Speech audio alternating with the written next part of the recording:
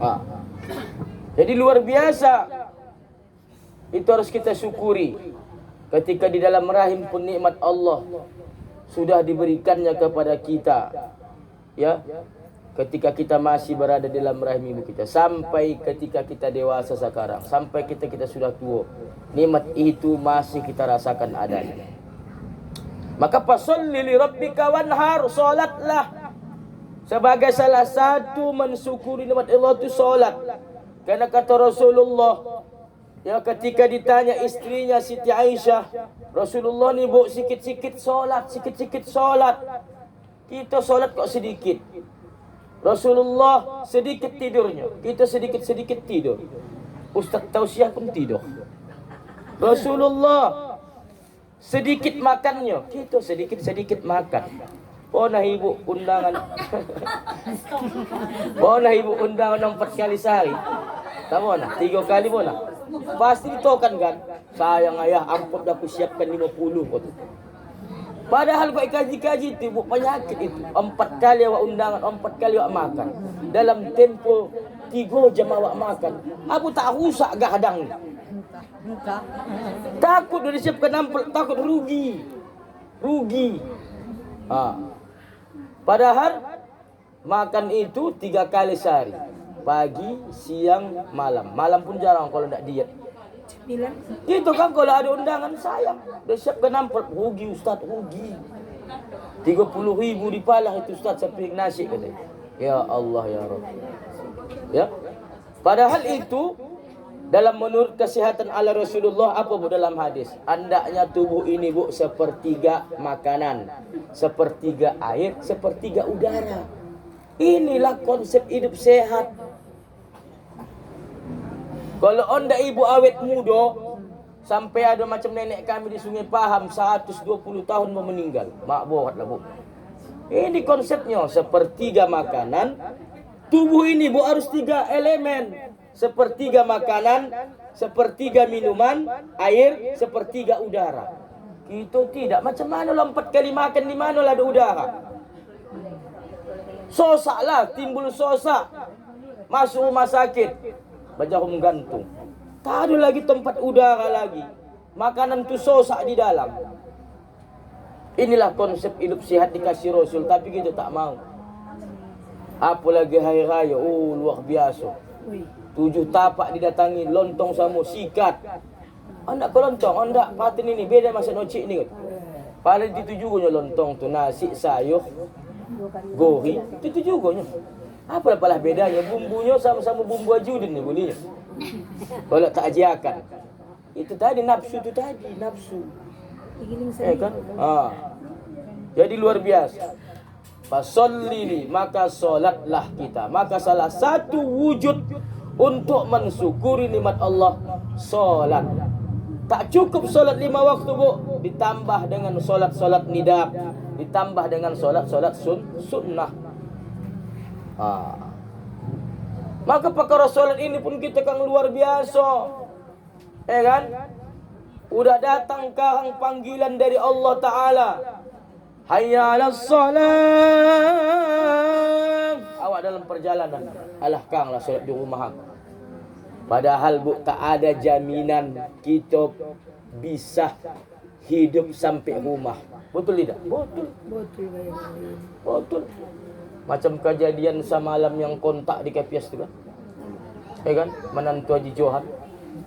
Sehat walafiat, orang itu gap tinggi. Menantu meneng Haji Johan. Dia membolok, yang diboloknya jaringan internet, bukan tukang listrik dia, wifi lah wifi. Udah bilang istrinya, janganlah bang manggo HP ini, taruh sikit saja ini, katanya. Sikit saja. Tapi bang udah dia. Iya dia memang nak soal. Itulah biasanya dia jam segitu menuju masjid. Ini dia menuju tempat wifi. Diubahnya situasi kebiasaan. Naik dia ke atas, oleng tanggoni, nak mencari penyangkutan, tak pegang wayar listrik. Tak jatuh babui mulut sampai rumah sakit. Inna lillahi wa inna ilaihi raji'un.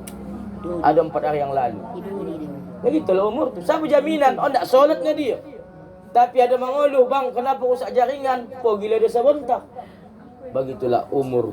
Tak ada jaminan. Kita ni pun tak tahu kan. Duanya kuncinya ini. Kalau tu Ustaz Jenemjet, kalau tak saya kudian, ibu-ibu di luar, ya kan? Kalau tak ibu-ibu di luar, saya kudian. Begitulah kan bu, kira kan. Maklum lah kalau ibu ni mengantuk jualan dia. Nah, jadi ibu-ibu yang mata Allah, luar biasa kita sekarang menunda-nunda solat ni. Macam kita lagi, mohon maaf kalau sudah undangan, oh, luar biasa kita menjadi orang yang penentang Allah. Bu, saya tanya ibu hendak solat ke masjid, tiba-tiba adalah orang begitu saat tarahim berbunyi, diturunkannya lah lonceng masjid dari mana kan? Lonceng masjid, mik masjid dari mana kan? Mik lonceng maksudnya. Yakin dan percaya ibu, satu kampung pasti melupuk kawan tu. Ada yang membawa bulu, ada membawa mahtil, ada yang mentah-tah bercakap segalanya. Dia bilang, betul lah kau, kafir apa salah, semualah bercakap dia. Itu orang yang kita anggap dia tu menistakan agama, betul kan? Betul tidak? Sepakat kita bilang itu menistakan agama. Ada orang naik ke menara, diturunkannya tawa masjid macam inilah. Entah apa pasal diturunkan tawa masjid. Ditanya, mengapa kau turunkan itu? Ribut kata. Pala ibu, pala kan? Pala ibu kan? Itu mahu diruntuhkannya tawa masjid bu. Tapi kita lebih parah bu. Hayya 'alas shalah. Mari solat. Nantilah lewat kita dulu. Lewat ke sana kita solat. Padahal kata Nabi, as-salatu imadud din, solat itu tiang agama. Waman apa namanya? Barang siapa yang mengerjakannya, waman aqama faqad hada aqamat din. Siapa yang menegakkannya, mendirikannya, melaksanakannya, bagianlah dia yang mendirikan agama. Waman taraka, kata Rasulullah, siapa yang meninggalkannya, faqad hadamat din, maka bagian dia dari orang yang meruntuhkan agama. Mana lebih parah bu? Orang yang meninggalkan solat dengan sengaja, dia dihitung Nabi meruntuhkan agama, sama orang yang meruntuhkan tawa masjid. Belum tentu dia tak solat. Antara ni bocor halus sebesar itu. Maka kita kaji-kaji bu, orang yang sudah fatal, adem-adem saja. Orang yang belum tentu kita tahu seluk-beluknya mengapa dia menurunkan tawa, udah kita ponis dia kafir lah. Segalalah, umpat datanglah. Kalau pono nak kita bakar dia. Padahal dia seorang muslim. Padahal kita sendiri meninggalkan solat dengan sengaja, tanpa asbab. Ya, padahal solat itu tidak ada tolak angsurnya, betul kan? Tak bisa berdiri, duduk. Tak bisa duduk, berbaring. Tak bisa berbaring, isyarat. Baru disolatkan. Tak ada tolak angsurnya. Ibadah yang tak ada tolak angsurnya solat, kecuali ibu-ibu. Itu pun wajib. Bukan kodo, yang puasa yang dikodo. Tak wajib dikodo. Tapi begitulah syariah mengatakan. Nah, maka luar biasanya kita bu, maka solat ini enteng. Maka wajarlah kata Rasulullah sallallahu alaihi wasallam, nanti di alam kubur, ketika nanti para tetangga mengantarkan kita ke pusara kita, ya tiga yang mengantar, ahluha, anak istrinya atau suaminya, kemudian maluha, harta-hartanya, harta-hartanya itu mobil dia, bantal-bantal dia, nanti ditukar bantalnya menjadi tanah liat atau tanah kuburan itu dibuat macam bantalan, macam guling. Anaknya pun pulang. Belum pernah kita lihat makin salingkan sayangnya dia sama omaknya, sama suaminya. Belum pernah ikut aku adik, ikut aku abang, ikut aku amak. Belum pernah kita tengok begitu. Belum pernah ada orang bayar. Dalam kubur itu dimasukkan bantal guling kesayangannya, dimasukkan HP kesayangannya, macam orang tu. Begitu kan bu? Apa kesayangan dimasukkan ke dalam. Apa yang tinggal? A'maluha, amalnya. Maka amalilah nanti ketika kita melangkah tujuh dari kuburan itu, datanglah dua malaikat ini seperti yang tertulis di talqin. Menanya ke kita. Pertama yang datang dari Kapalo. Ini bu, malaikat nungkah wanangkir ini digambarkan dalam kitab Hasyiah I'anatul Talibin waktu kami mengaji sama Ustaz Sahlan, ini tingginya kakinya di bumi, kepalanya di langit ketujuh. Pontungannya letakkan di kapal pesiar Amerika, induk Amerika yang menampung helikopter, tank-tank, bisa tanggolam kalau diletakkan ini pentungan malaikat nungkah wanangkih. Mangkonya mudah saja bagi orang menggimbal gitu. Nah, ibu-ibu yang mati Allah, datanglah dari kepala. Apa yang pertama kali dihisap, ditanya, solat. Solat, Bu, solat. Barulah dari kanan nanti zakat, puasa. Begitu juga nanti kata Rasulullah di hari kiamat, awwalu ma yuhasabu, yang pertama kali nanti dihisap dari anak Adam itu siapa? Solatnya. Apabila amalan solatnya sempurna dari kepala, maka dianggaplah sempurna amalan yang lain. Mengapa begitu Ustaz? Ada jamaah bertanya. Karena Bu, inna solata tanha anil fahsya'i wal munkar. Hanya solatlah yang mampu menghindari orang yang solat itu dari perbuatan keji dan munkar.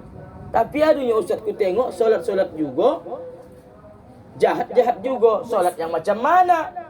Maka kata inna di situ, sesungguhnya solat yang betul-betul lah yang dapat menghindari perilaku solat itu dari perbuatan keji dan mungkar. Berarti ada tanda tanya dalam solat kita. Banyak kita nikah solat, asal solat saja. Yang saya ceritakan dan Bu, ada nanti di hari kiamat begitu berkira ibadah kita, sabiji dari amalan dia tak berterima. Ada begitu, ada nanti Ustaz. Ada nanti Bu. Nanti. Nah, ibu-ibu yang dirahmati Allah Subhanahu wa taala, maka ini tanggung jawab kita. Jangan kita tinggalkan generasi-generasi kita yang mengentengkan solat. Tapi macam mana anak awak tak mengentengkan solat? Awak pun mengentengkan solat. Konon kalau ada pesta, sayang Ustaz, 100.000 sang bermakeup. Dikodonya lah Bu, dikodonya lah solat zuhur sama asar. Karena dia tadi bodak pergi solek jam 11. Belum sempat zuhur. Lebih penting dia solatnya, colaknya, sedonya, bodaknya daripada solat. Bukan yang menghias tu besok membela dia di kubur. Siapa? Solatnya. Ya, mengadu kaunya dulu menghias aku begini. Mak tak ada urusan gitu jangan. Jadi Bu, dipikirkanlah bagus-bagus. Ini ajarkanlah kepada anak-anak kita. Jangan mudah enteng meninggalkan solat. Karena yang membedakan kita dengan umat-umat yang lain kata Rasul adalah solat. Ya, kalau pakai puasa Bu, kalah ibu sama orang Hindu. Orang India ni orang apa namanya? Hindu apa Buddha? Hindu ya? Hindu. Ibu tengok Hema Malini. Kalau Amitabh Bachchan sakit koma, gagah ditembak bandit, koma dalam rumah sakit, berdoa Hema Malini ni selama sebulan penuh tak makan sebelum suaminya sadar. Kalah ibu. Tak mati dia pula. Ya, sama ulah kalah kita. Ulah apa namanya? Ulah sendok. Dapatnya ayam seekor 3 hari tahan puasa. Kalau puasa kalah gitu. Ya, bahkan umat Nabi Daud itu yang sehari puasa, sehari tidak. Sehari Nabi Daud. Kalah gitu. Makanya kalau puasa umat yang lain, maka ada kutiba alaikumusiyam kama kutiba alal ladina min qablikum la'allakum tattaqun. Kalau puasa itu Bu pernah diperintahkan kepada umatnya sebelum umatnya Rasulullah. Tapi kalau solat belum pernah. Ya. Kalau umat yang lain, nabi-nabi yang lain atau lagi di luar Islam. Nah, ibu-ibu yang dirahmati Allah Subhanahu wa taala, barulah yang ketiga wanhar dan berkurbanlah. Jadi syukuru nikmat kata Allah, salat dan berkurbanlah. Jadi salah satu cara juga mensyukuri nikmat yang banyak ini, karena Allah sudah mencap kita di dalam surah Ar-Rahman, fabi ayyi ala rabbikuma tukadziban. Ya, nikmat mana lagi yang kau dustakan? Ibu Asmidah kata Allah contohnya, kita lah menjawab, nikmat mana yang kau dustakan? Termasuklah solat kita yang tak tentu arah, kemudian berkurbanlah dan berkurbanlah. Jadi menurut para ulama, berkurban ini termasuk ibadah harta yang paling afdol, paling utama. Kalau solat tadi, ibadah tubuh yang paling afdol adalah solat. Ibadah harta yang paling afdol, yang paling utama adalah berkurban. Sesuai dengan kalimatnya, qarraba yuqarrabu kurbanan, mendokatkan bu. Kalau anda ibu dokat sama Allah, berkurban. Makanya di dalam kitab-kitab fikih, bu, berkurban itu sunat bukan sekali seumur hidup, melainkan setiap tahun apabila kita mampu. Nah, ibu-ibu yang dimati Allah Subhanahu wa taala, berkurban kita. Karena kalau kita mampu berkurban tapi tak hendak melaksanakannya, ancaman Rasul ada, bu. Di dalam hadis, apa kata Rasulullah? Man kana lahu sa'atun, siapa yang mempunyai keluasan rezeki, kelapangan hajoki, walam yudihah, tapi tak hendak berkurban, fala yaqrabanna musallana, jangan coba-coba dekati tempat solat kami. Apa pahamnya?